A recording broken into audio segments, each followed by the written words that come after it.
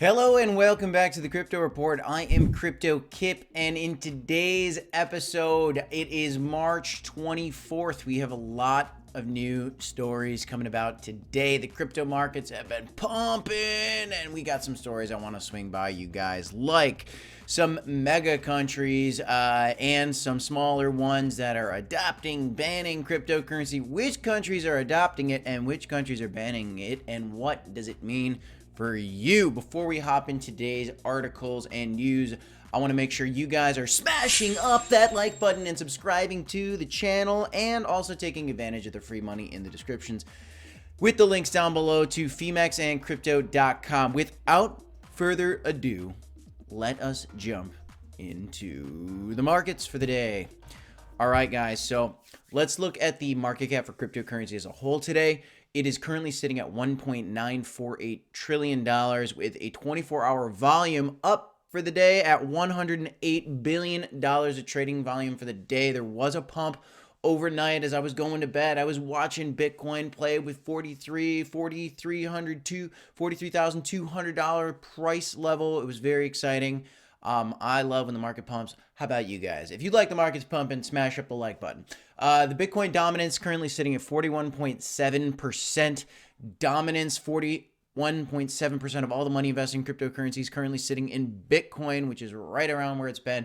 Ethereum dominance slightly ticking up, sitting at 18.6% with an ETH gas fee currently at 29 Gwei, a little bit down on the day. Let's look at some of the trending tokens for today. So we're looking, it looks like ApeCoin is trending today with a pump of 7.35%. I think it's sitting right around $13 and change today. Looks like it might have hit a bottom at $10.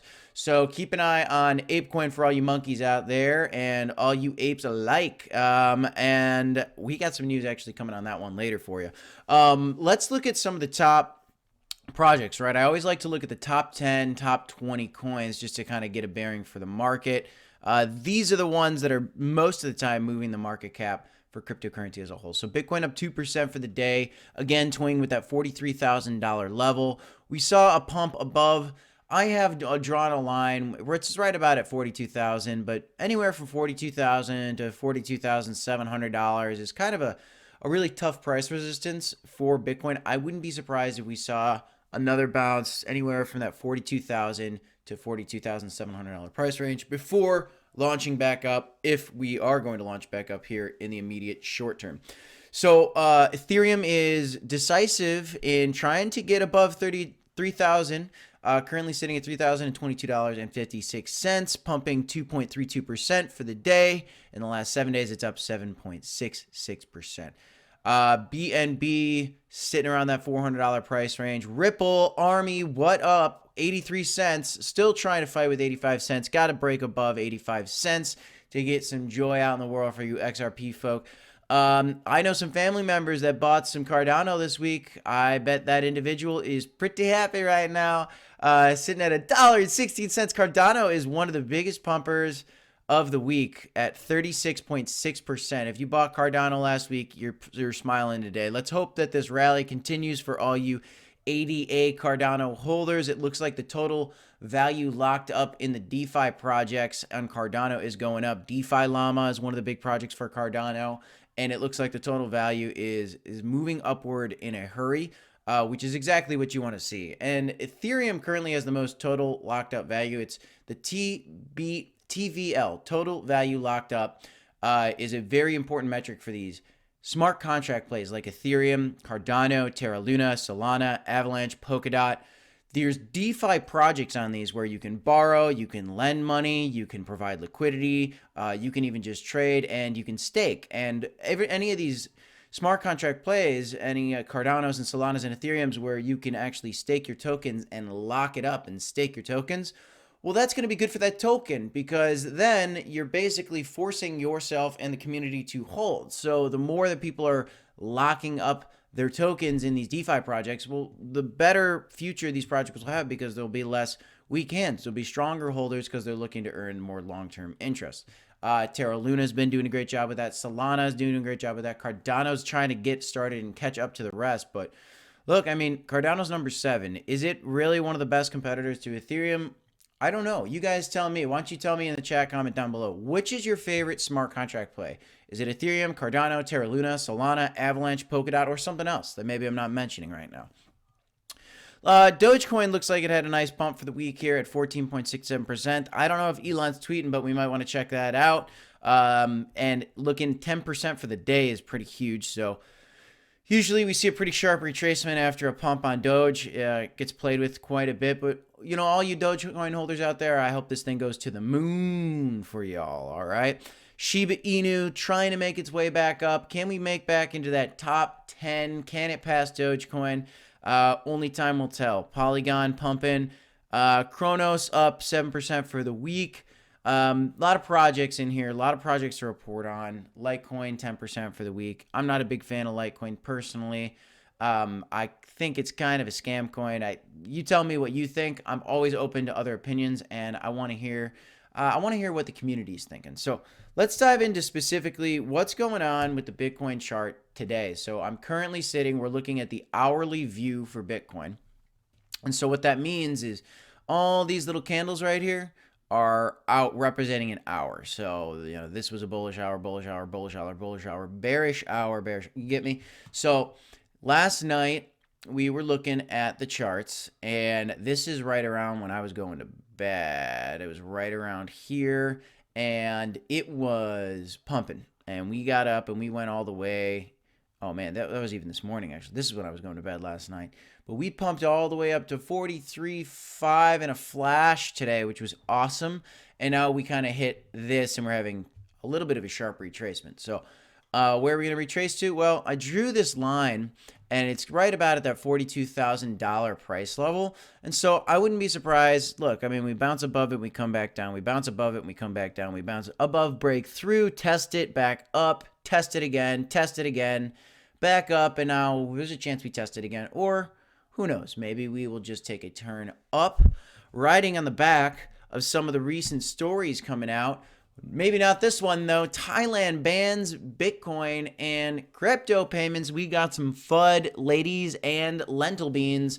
So there is some FUD out in the market, and let's see what this story is a little bit about. So the SEC said price volatility, lack of customer safeguards, money laundering, and cyber theft risks drove the decision to ban cryptocurrencies for payments. While consumers will no longer be allowed to use cryptocurrency to pay for goods and services from April 1st, businesses will have 30 days from that date to phase out the crypto payments. Crypto businesses will not be permitted to promote or advertise crypto payments. The cryptocurrency industry has recently taken a positive stance towards the Southeast Asian nation after the SEC backtracked its plans for a 15% tax on crypto assets following public backlash. And in 2021, Thailand banned the trading of meme coins, non-fungible tokens, NFTs, and social tokens. So that's something I didn't know. In 2021, Thailand already banned the trading of meme coins, non-fungible tokens, and social tokens. And, well, that didn't really affect the markets at all. Thailand isn't a necessarily tiny country, but it certainly ain't a leader of the world. So, this article, Thailand bans Bitcoin and crypto payments. I could count on 2 or maybe 5 hands how many times India and China banned Bitcoin. And every single time, that happened, the markets would either do nothing. Sometimes they pump, but most of the time they would crash a little bit, and then they just have like a sharp rebound like the next week or the next month or the next quarter. There's a lot of FUD, guys. Fear, uncertainty, and doubt. That just means bad news stories, bad press.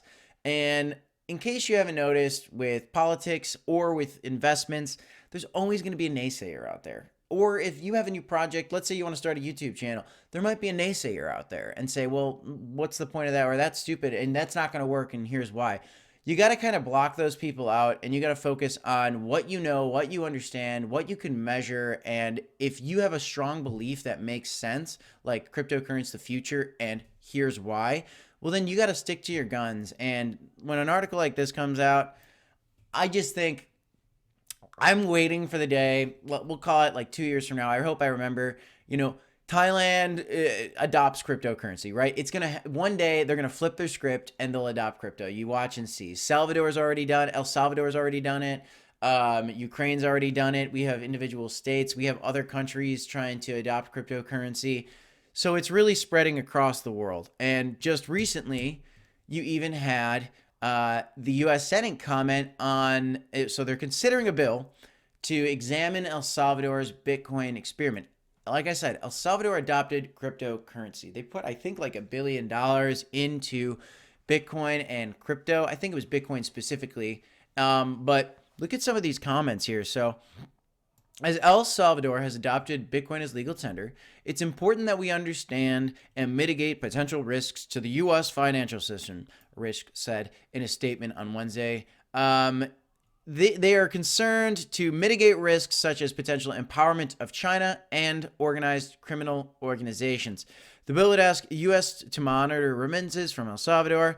And the El Salvador president even commented, "Never in my wildest dreams would I have thought that the U.S. government would be afraid of what we are doing here," he tweeted on Wednesday afternoon. Tweeting is the way that presidents and leaders speak nowadays. Unbelievable. Happy 2022, y'all.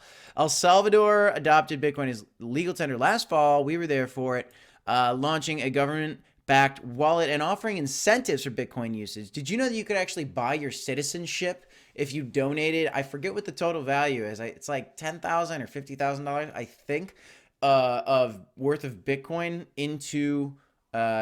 You would basically pay El Salvador for citizenship, and I think they totally said there's no taxes on Bitcoin, and that was really a big moment. We're gonna see how many countries start to kind of adopt policies like that, and how larger governments start to react. Are we gonna start doing things like that? It seems like individual states are looking to accept cryptocurrencies for taxes, and they do want to use them as payment options in the future potentially. So this is, again, you could call this FUD potentially, or you could call this bullish, because a lot of people would argue, Michael Saylor included, who's one of the biggest holders of Bitcoin that's publicly at least known, he believes, and a lot of others, including myself, believe that in order for mass adoption to occur and Bitcoin to get to that $1 million price level, or the $100,000 or $500,000 price level, then we're going to need to see some regulation come in, and we're going to need to see this get integrated into these traditional systems. We are going to need the Senate to weigh in on this. We are going to need Congress to weigh in on this.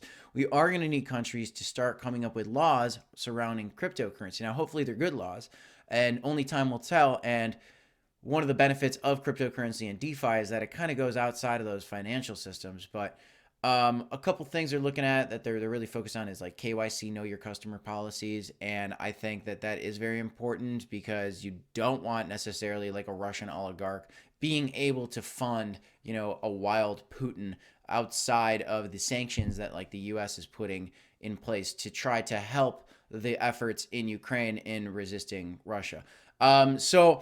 That's all something to consider, but we do want to see the government, in a kind way at least, start to dabble with cryptocurrency, because they're going to need to in order for it to truly hit the mainstream, because, again, we're in the infancy. Here's another awesome article.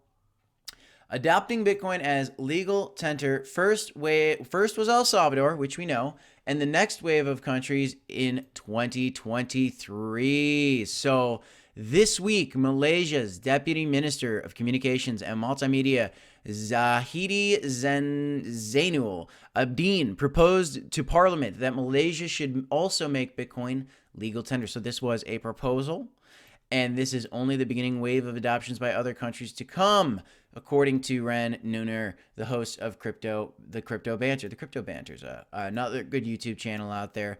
Nooner is a co-founder and crypto trader and the host of Crypto Banter and CEO on On-Chain Capital. So very involved in the space. I am excited to see that the deputy minister in Malaysia is talking about cryptocurrency and making it legal tender. I do think we're going to see a lot more countries and institutions start to adopt Bitcoin, which is going to be good for you and me. They said, I wouldn't be surprised if next year, 2023, is the year of country adoption of Bitcoin. So this is what they're looking at here. I don't know what's going to happen. Leave a chat in the comment down below. Let me know what you think is going to happen. But This was a great point too. I mean, we talked a little bit about Bridgewater, and we talked a little bit about the folks over there starting to buy over the counter from some of these larger exchanges, Galaxy Digital and Mike Nagavaritz.